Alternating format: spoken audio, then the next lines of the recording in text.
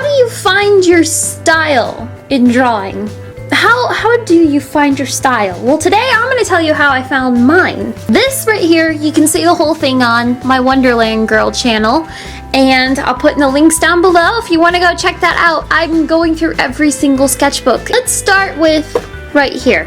This is the third sketchbook I have ever filled up in my entire life.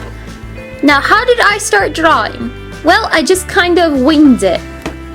The first thing I ever started drawing was mostly anime. But the first drawing subject I've ever drawn before was, of course, Legolas Greenleaf from Lord of the Rings, because I was smitten with him, and I still am. But then, once upon a time, there was this famous thing called a book fair that came to my middle school, and there was a book there. I started copying other things. I was looking at references. As you can see, this book that I bought from my middle school book fair, I started copying the characters from the book. So we have this character here, this character here, and this character as well.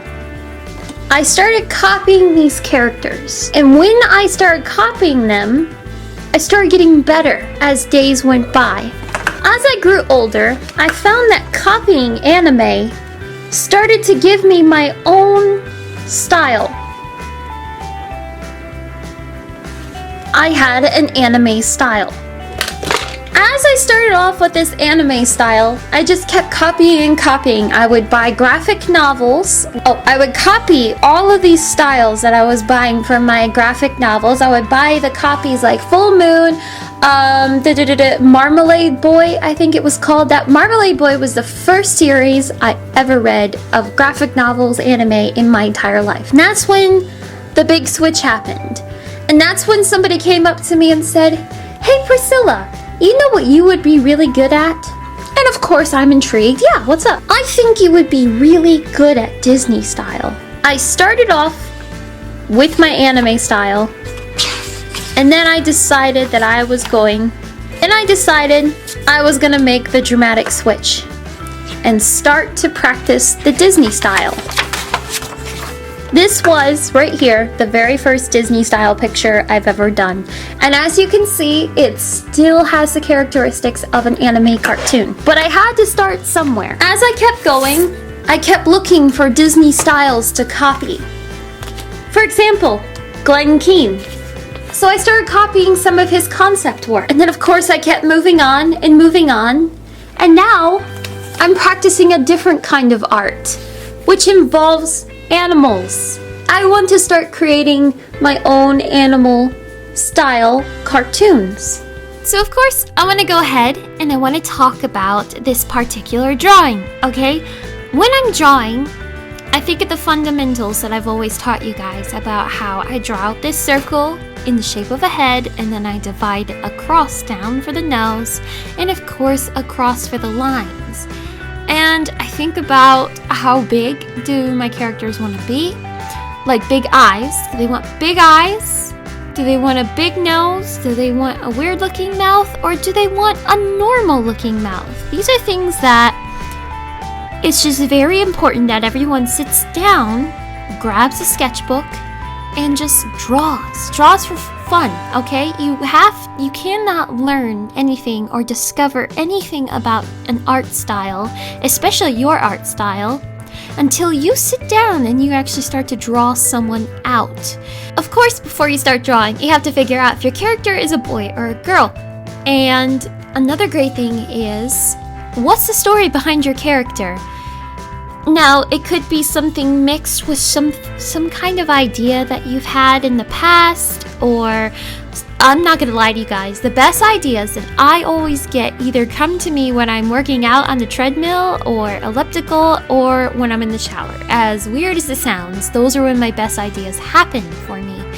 So when I'm drawing out a character I've never drawn before, I just gotta think, what am I drawing? What am I doing this for? And yes, the story always matters, and the idea always matters.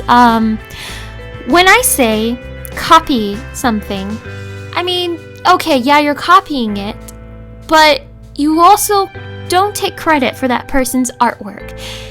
Because when I was copying other people's artwork, you saw in one sketchbook that I had a lot more original work than copied work. So this is just a comfort zone. You have to figure out, maybe while you're copying Glen Keane's concept art from Rapunzel or The Little Mermaid, you see that something's a little bit different and something's a little bit off. Even though you're copying Glen Keane, your eyes, the eyes you just drew out on this character are a little slightly different from the way Glen has drawn them. So you're thinking, oh, wait a second.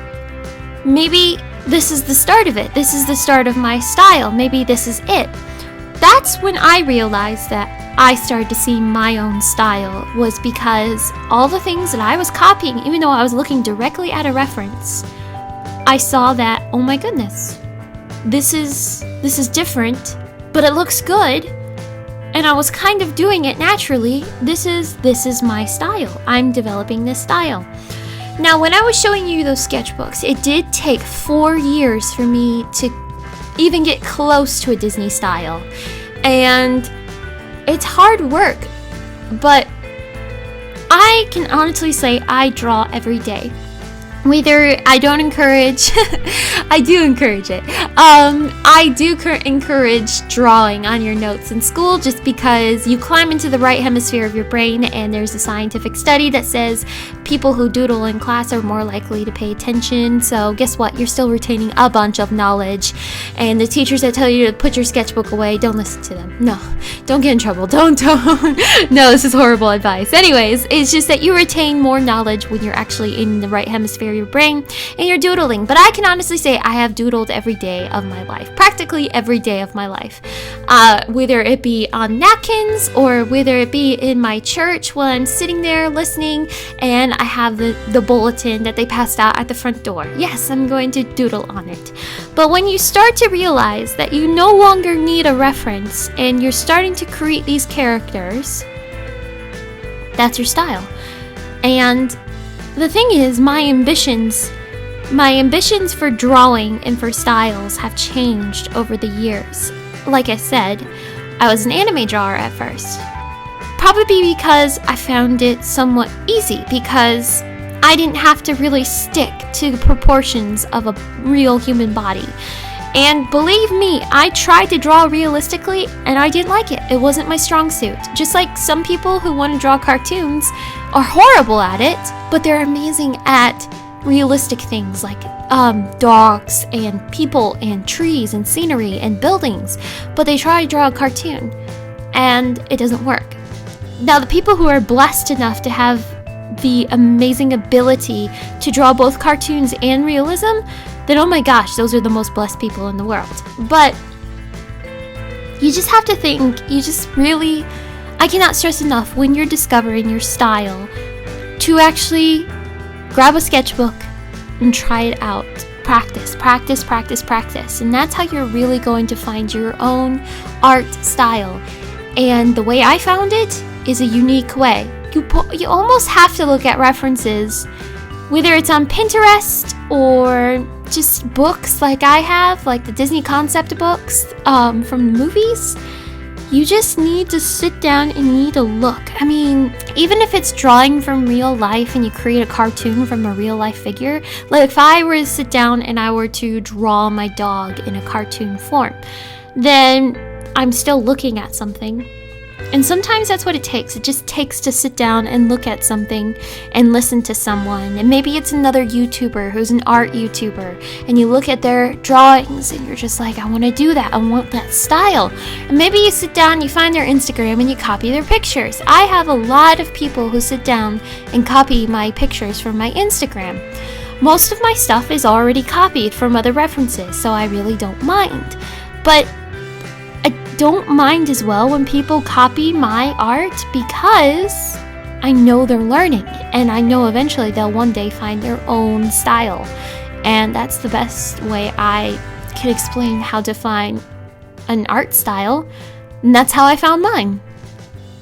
Now I know this tutorial's a little bit different than usual, but I have to ask, leave in the comments below, have you found your style already? And if you have time, can you tell me how you found your art style? I'm always interested to hear other people and how they found their art styles. The trick to finding your style is simple in some ways. It just matters about how much you practice and what's the story. The best way I can supply you guys to find who your real characters are the people that you know best in your real life. What are they? Are they, I don't know. Are they a hedgehog? Are they a wolf? Are they a bear? Are they an owl? Are they a girl who works at a bird facility for injured birds that fall in love with an owl who is secretly a prince in disguise? What's your story? That's the main thing. And maybe you can base all these characters off of your friends. That's the best inspiration, and the best way I found my style was by drawing my friends in their character forms.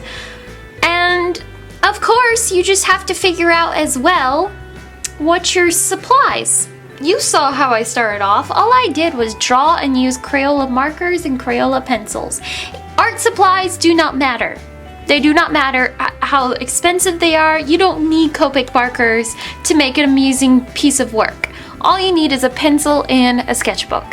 I highly suggest that you guys get sketchbooks so that you can build off of them. Don't throw your sketchbooks away. Always, always keep your sketchbooks, because you might want to know how you got to your style one day. And then you can look back and you can see how you got to your style. All these things factor in, but once again, it's not brands, it's not the price of supplies and everything. All that matters is if it's your comfort zone. Is colored pencils your thing? Is inking your thing?